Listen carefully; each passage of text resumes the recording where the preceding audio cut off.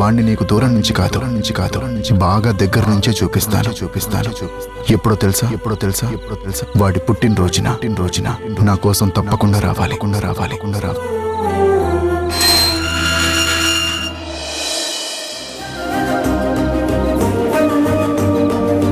చిట్టి, ఏంటండి ఒంటరిగా ఈ టైంలో ఇక్కడేం చేస్తున్నారు?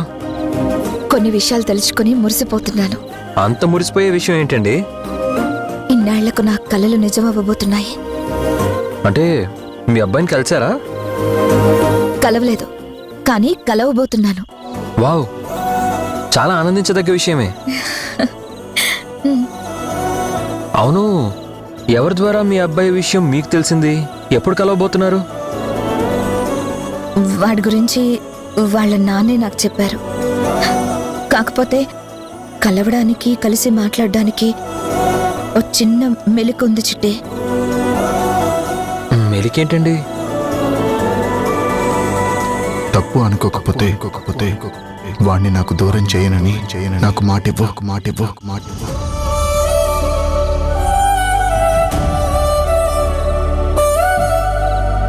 దానికి మీరు ఎలా ఒప్పుకున్నారు? చూసే అదృష్టం ఈ జన్మకుందో లేదో అని బాధపడిందాన్ని. కనీసం కంటి నిండా చూసే అవకాశం దక్కుతుందంటే కండిషన్ కాదు అని ఎలా చెప్పను? ఏళ్ల తరబడి వాడి కోసం తప్పించిపోతున్న మనసు కాదని, కుదరదని ఎలా వచ్చిన అవకాశాన్ని చేజార్చుకోను? చూడలేకపోయానన్న నిరాశ కన్నా చూసి సంతోషపడ్డం మేలు కదా. చూసిన ఆనందమే చాలనుకుంటే ఎలా? ప్రేమగా పలకరించొద్దా? గుండెలకి హత్తుకొని మీ మనసు పడే ఆరాటం మీ అబ్బాయికి చెప్పొద్దా? మీ ప్రేమ పంచొద్దా? నువ్వు చెప్పింది కరెక్టే చెట్టి, కానీ నా లోటు తెలియకుండా ప్రాణంగా భావించి పెంచిన తండ్రి భయానికి కూడా అర్థం ఉంది కదా. తన భయానికి న్యాయం చేయాల్సిన బాధ్యత నాకుంది కదా. వాడు అమ్మ కావాలంటూ నా వైపు వచ్చేస్తే పాపం తండ్రి నాలాగే బాధపడతాడు కదా. చాలా గొప్పగా ఆలోచించేవారు కాబట్టి ఒప్పుకున్నారు. ఇన్నేళ్లకైనా మీ బాధ, ఆరాటం అర్థం చేసుకున్న ఆ తండ్రికి నిజంగా ధన్యవాదాలు చెప్పాలనిపిస్తుంది. మీ అబ్బాయి మిమ్మల్ని చూసి ఎలా రియాక్ట్ అవుతాడో చూడాలి.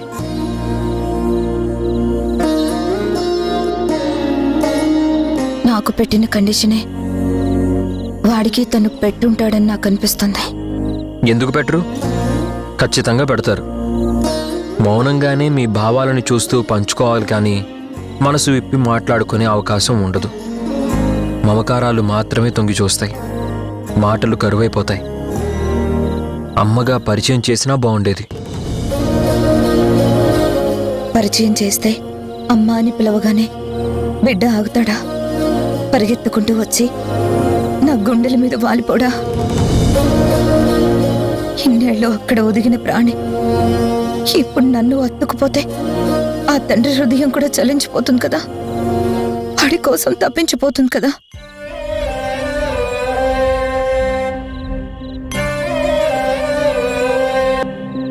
అది నిజమేలేండమ్మా. చిట్టి, నువ్వు నాకు సాయం చేస్తావా? సాయం ఏంటి?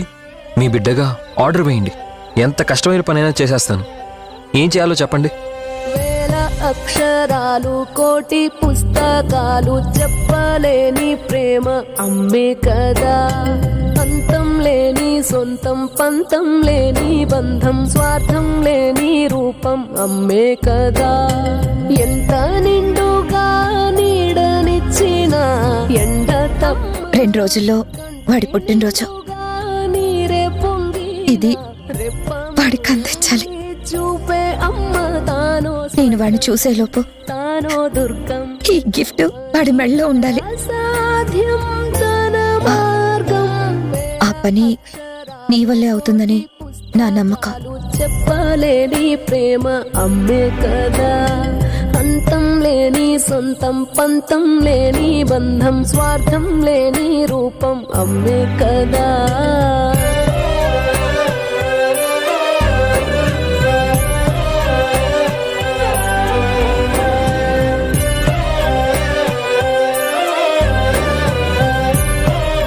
అమ్మ చేత్తో నేను అందుకోబోయే తొలి కానుక తన ప్రేమంతా కరిగించి నా కోసం చేయించిన ఆభరణం కాదు కాదు, నా ఆయుష్ పెంచే ఆరో ప్రాణం.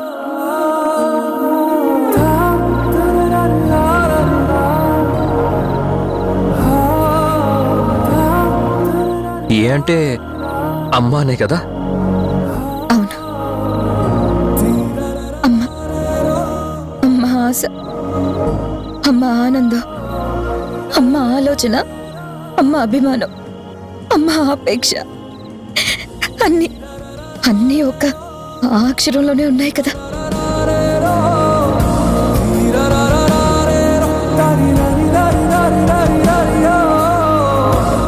మీలాంటి అమ్మని పొందడం నిజంగా మీ అబ్బాయి అదృష్టం అండి.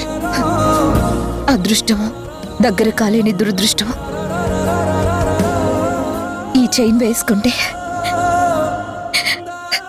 నా చేతులతో ప్రేమగా వాడిని తడివినట్టు తృప్తి పొందుతాను. ఇది వాడి గుండెల మీద ఉంటే నా గుండెల్లో వాడున్నట్టే భావిస్తాను. నా ప్రేమ వాడికి అలంకారం కావాలి.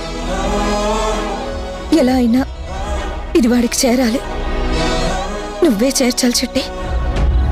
ఇంకా ఆ విషయం నాకు వదిలేయండి, వివరాలు మెసేజ్ చేయండి.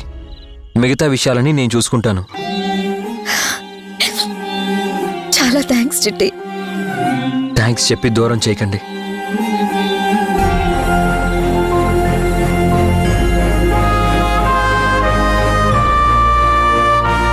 ఏంటి మీరిద్దరు ఇక్కడ చేరి ఏవో రహస్యాలు మాట్లాడుకుంటున్నారు?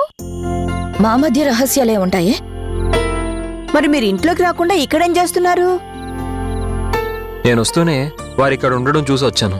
ఏదో శ్వాస ధ్యాస ధ్యానం గురించి మాట్లాడుకుంటున్నాం. ఆహా, అలాగా. అవునమ్మా, ఏదో పుట్టినరోజు అన్న మాట లోపలికి సన్నగా వినపడింది. ఎవరి పుట్టినరోజు? ఎవరినో చూడాలంటున్నావు? ఎవరిని? ఆశ నెరవేరబోతోంది అని కూడా వినపడింది. ఏంటి విషయం? వీళ్ళు మొత్తం విన్నారా? వినలేదా? లేదు, వినుండరు. మొత్తం వినుంటే ఇలా అడిగేవారు కాదు. నన్ను గట్టిగా నిలదీసేవాళ్ళు. నేనిప్పుడు ఆ విషయాన్ని పట్టి సాగదీసి అడిగితే బయటపడేస్తారు. ఎందుకొచ్చిన బాధ? ఏంటమ్మా అక్క అమ్మమ్మ అడుగుతుంటే చెప్పవే. నేనేమనలేదే. ఏం చిట్టి, నేనేమన్నా నీతో అలాంటి మాట్లాడినానా? లేదు, మీరు అనలేదు, నేను వినలేదు. వీళ్ళకి ఎక్కడి నుంచో మాటలు వినపడి భ్రమపడినట్టున్నారు. బ్రహ్మలో బ్రహ్మోత్సవాలు కానివే. ఇకనైనా వస్తారా లోపలికి? ఇంకా మాట్లాడుకోవాల్సినవేమన్నా ఉన్నాయా? ఏం లేవులే తల్లి, పదండి. పదండి. చిట్టి, చైన్ని బాక్స్లో పెట్టేసాయి. జాగ్రత్త.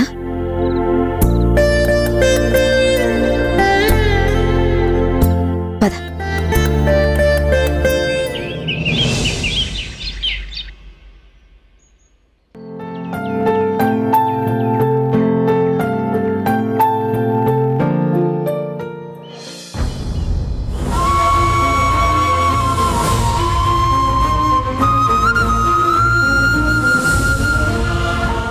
మిమ్మల్ని కలిపి మీ జంట నీడలో సంతోషంగా బతకాలనుకున్నాను. నాన్న ఎక్కడున్నాడు? మేం కలిసుంటే కానీ నాన్న రానన్నాడు. జనని ఏమో భార్యాభర్తలుగా కలిసి బ్రతకడం కష్టం అంది. తను చెప్పిన కారణం కూడా కరెక్టే అనిపించింది. కానీ మనవడి పుట్టినరోజు, నాన్నని పిలవటం ధర్మం. నాన్న ఉంటే నిండుగా ఉంటుంది. కానీ నేనెప్పుడు ఒక్కడిగా ఫోన్ చేస్తే నాన్న మనసు మళ్ళీ బాధ పెట్టిన వాడిని అవుతాను. మేమిద్దరం కలిసి పిలిస్తే కానీ నాన్న మా కళ్ళ ముందు నిలబడడు. ఎలా?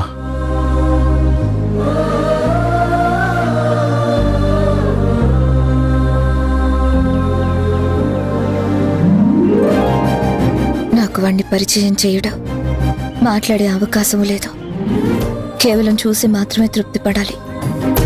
ఈ టైంలో మావయ్య ఉంటే అవును, మావయ్య గురించి అసలు ఆరా తీయడమే వదిలేశాను. ఎందుకో ఆయనుంటే నాకు బాగా హెల్ప్ అవుతారు కదా. పైగా కుటుంబం అందరం కలిసి చేసుకునే ఈ పుట్టినరోజు వేడుకలో మావయ్య ఉంటే చాలా హుందాగా గొప్పగా ఉంటుంది. మావయ్యని రమ్మని పిలిస్తే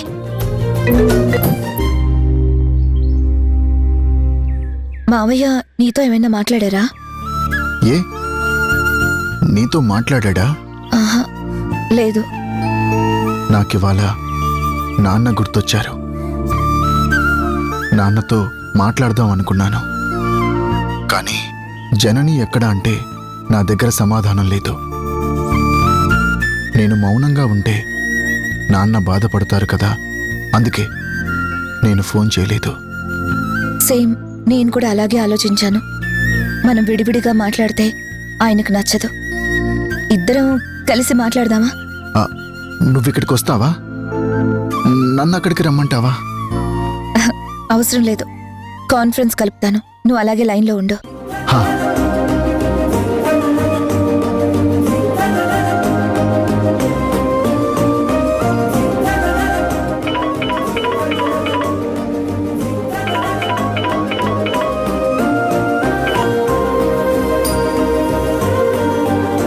మావయ్య, నానా ఎలా ఉన్నారు? చెప్పాను కదరా, నాకేం కాదు. నా గురించి వర్రీ అవ్వద్దని చెప్పానుగా. ఆరోగ్య లోపం ఏం లేదురా. మీరెప్పుడు మీకోసం కలిసి ఉంటారన్న ఆలోచన తప్ప. నానా, మా మధ్య భేదాలు తొలగిపోయాయి. విభేదాలు సమసిపోయాయి. ఒకే అభిప్రాయానికి ఇద్దరం ఆల్మోస్ట్ ఆల్ కాంప్రమైజ్ అయ్యి వచ్చేస్తున్నాం. రెండు దారులు ఒక దారిగా మారుతుంది. ఒకరినొకరు అర్థం చేసుకోగలుగుతున్నాం. అది ఎవరి కోసమో దేనికోసమో కాదు, మా కోసం. మా మధ్య మంచి స్నేహం కోసమే, సదాభిప్రాయంతో కలిసిమెలిసి ఉంటున్నాం. ఈ మధ్య మా మధ్య కలహాలే లేవు మావయ్య. సంతోషం.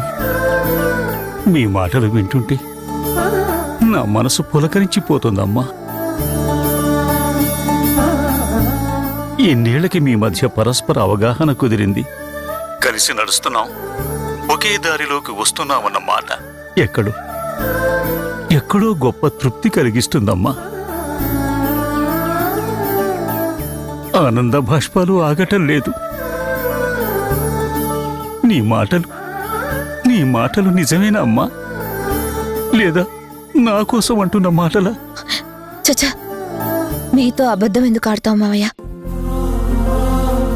ఇందాకే చెప్పాం కదా, ఎవరి కోసమో ఏదో కారణం కోసమో కాదని. చాలమ్మా, ఈ మాట చాలు. ఈ ఒక్క మాట చాలు. ఏళ్ల తరబడి ఎదురు చూస్తున్న సమస్య సమసిపోతుంది. మీ జీవితాల్లో సంతోషం తొంగి చూస్తుందన్న నమ్మకం ఏర్పడుతుంది. నానా, మీరెక్కడున్నారు? మీరు కలిశాక నేనే అక్కడికొస్తా లేరా? అది కాదు మావయ్య, 2 రోజుల్లో హరితరుణ్ పుట్టినరోజు. ఆ సందర్భంగా గుణ నాకు నా కొడుకుని చూపిస్తానన్నాడు. అవునా? వాడికి నీకు విలలేని బహుమానం ఇస్తున్నాడన్నమాట నా కొడుకు. నానా, మీరు తప్పకుండా రావాలి నాన్నా. మీరు ఆ వేడుకలో ఉంటే చాలా నిండుగా ఉంటుంది మావయ్య. మాకు తృప్తిగా ఉంటుంది, వాడు కూడా ఆనందపడతాడు. అంతకన్నా కన్నుల పండగైనా గొప్ప వేడుక ఏముంటుంది తల్లి? తల్లి బిడ్డ ఆ అనుబంధం వర్ణించటానికి మాటలు సరిపోవు. వస్తాను, తప్పకుండా వస్తాను. సరే మావయ్య, ఉంటాము.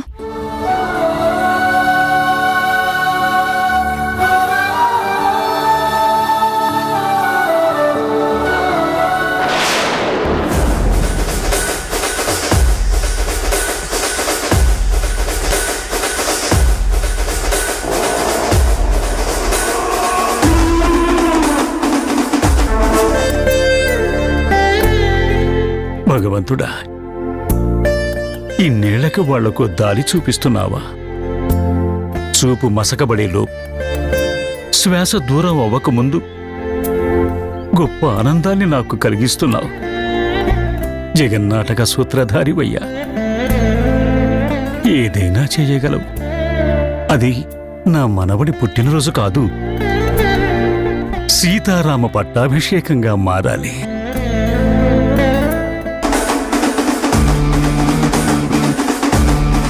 వీడి కనుక మరో 2 పిల్లలున్నారని తెలిస్తే వీణ్ణి పట్టుకోవడం మన వల్ల కాదు. ఇద్దరూ ఒకే చోటు ఉంటున్నారు కదా, ఈ 2 days లో బాగా క్లోజ్ అయిపోయి ఉంటే? అంత సఖ్యత అక్కడ ఏర్పడి ఉంటే ఇంతకాలం కలిసే ఉన్నారు కదా. కన్న కొడుకుని దూరం నుంచి చూపిస్తానని ఎందుకంటాడు? ఏమో, ఈ 2 రోజుల్లో అడిగేస్తుందేమో, గుణ ఒప్పేసుకుంటాడేమో. చూడు సౌమ్య, దానికి అర్థం పర్థం లేని ఆత్మాభిమానం ఎక్కువ. గుణాకేమో మోతాదుకు మించిన అహంకారం, భయం. వీడి భయం వీణ్ణి ఒప్పుకోనివ్వదు, దాని ఆత్మాభిమానం దాన్ని తగ్గనివ్వదు. లేకపోతే ఇప్పటికి ఒకటయ్యేవాళ్లు కదా. నువ్వేం టెన్షన్ పడకు. ఈ పుట్టినరోజు వీడు మా నాన్నని రమ్మని ఆహ్వానం పలికాడు. ఆ ముసలాయన ఊరికే రాడు, ఏదో ఒక ఎజెండాతోనే వస్తాడు. ఆయన ఎజెండా నెరవేరకుండా చూడాలి. వీళ్ళు కలవకుండా గట్టిగా నిలబడాలి. అవును, ఏదో ఒకటి చెయ్యాలి.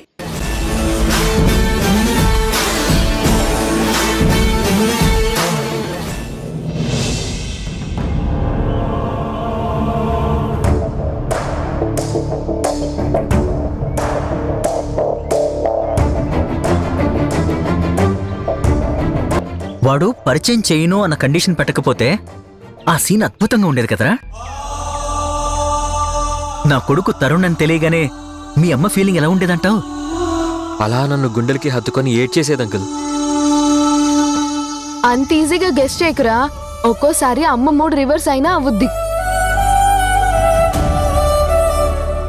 ఏరా, నా కొడుకు అయ్యుండి నా దగ్గర దాస్తావా, నన్ను మోసం చేస్తావా అని మాట్లాడినా మాట్లాడుతుంది. హలో, నాకు మాత్రం ఏం తెలుసని నేను చెప్పలేనా ఏంటి? అన్నయ్య, నాన్న నీకు అమ్మని చూపించినప్పుడు, అమ్మకి నిన్ను కొడుగ్గా చూపించినప్పుడు మీరిద్దరు కళ్ళతో ఎలా మాట్లాడుకుంటారు? ఎలా మాట్లాడుకుంటారో ఇప్పుడు ఎలా చెప్తాడ్రా? అప్పుడు వచ్చే భావాలను బట్టి ఆ పలకరింపులుంటాయి. అవి బయటి వాళ్ళకి అర్థం కావు, ఆ 2 మనసులకు మాత్రమే అర్థమవుతాయి. కాసేపు మీ ఊహలకు ఫుల్ స్టాప్ పెట్టి ఆ ఫంక్షన్లో మీ రహస్యం ఓపెన్ అయ్యాక మీ అమ్మా నాన్నల్ని ఎలా కలపాలో ఒకసారి ఆలోచిద్దామా? అసలు ఆలోచన మొదలు పెట్టిందే ఆ పాయింట్ మీద, కానీ మధ్యలో ఎవరో డిస్టర్బ్ చేశారు. ఎవరో ఏంటి, అంకులే. సరే, నేనే డిస్టర్బ్ చేశాను. ఇప్పుడు నేనే దానికి ఫుల్ స్టాప్ పెట్టి నెక్స్ట్ సీన్ ఆలోచిద్దాం అంటున్నానుగా.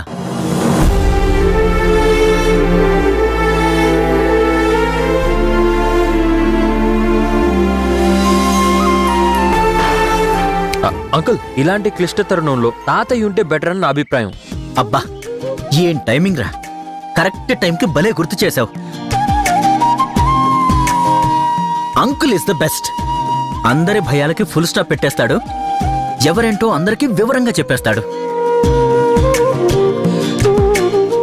అప్పుడు మనం శ్రీరస్తు శుభమస్తు అంటూ పాటలు పాడుకోవచ్చు. అవునరా తరుణ్, అన్నయ్య గారైతే అన్ని సమస్యలు పరిష్కారం చేస్తారు.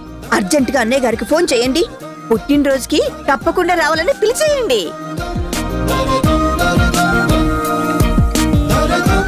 అవును, తాతే వచ్చాక అందరి ముందు అసలు వీళ్ళిద్దరి మధ్య అపార్థాలు ఎందుకొచ్చాయో తెల్చాలి. చేయనయ్య, తాతయ్యకి ఫోన్ చేయి.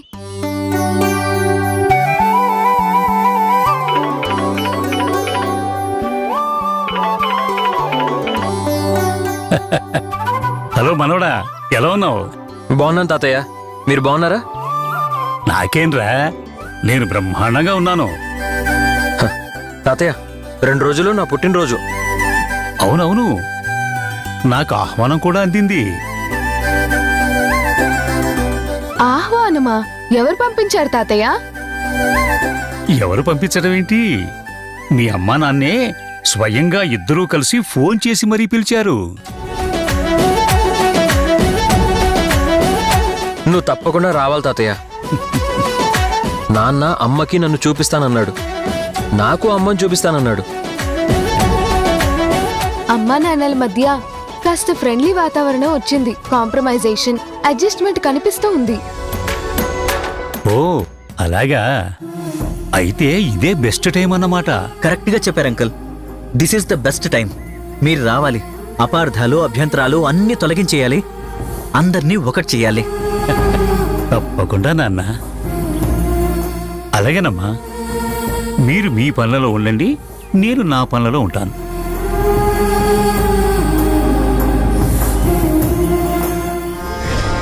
మా తమ్ముడి చేత ఆల్రెడీ ఖాళీ బాండ్ పేపర్స్ మీద సంతకాలు పెట్టించాను. ఆస్తి మొత్తం నా పేరున రాయించుకున్నాను. ఆ కాగితాలు ఇంకా సేపట్లో నా చేతిలోకొస్తాయి. నా తమ్ముడి కొడుకు పుట్టినరోజు 2 డేస్లో ఉంది. వాడు చాలా గ్రాండ్గా సెలబ్రేట్ చేయాలని ఆరాటపడుతున్నాడు. సంబరం ముగిశాక అందరూ వాణ్ణి చూసి సానుభూతి, సంతాపం వ్యక్తం చెయ్యాలి. వేడుక ముగిసిన వెంటనే నా తమ్ముడి ఆస్తి మొత్తం నాది అని ప్రకటించేసి నా తమ్ముణ్ణి, వాడి ఫ్యామిలీని రోడ్డు మీదకి నెట్టేయాలి.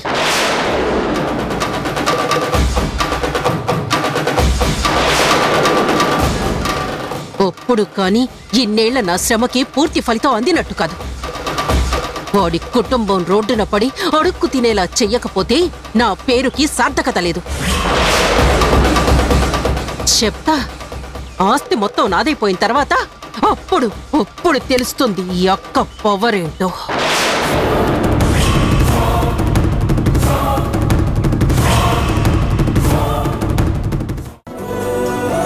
చాలా బాగుంది నాన్న. నువ్వే సెలెక్ట్ చేసావా? ఒకటి నీకు, ఇంకోటి నా కొడుక్కి. తప్పకుండా వాడికి నేనిస్తాను. ఇచ్చి ఏమని చెప్తావు? నీ పుట్టినరోజుకి మీ అమ్మ ఇచ్చిన కానుక అని చెప్తాను.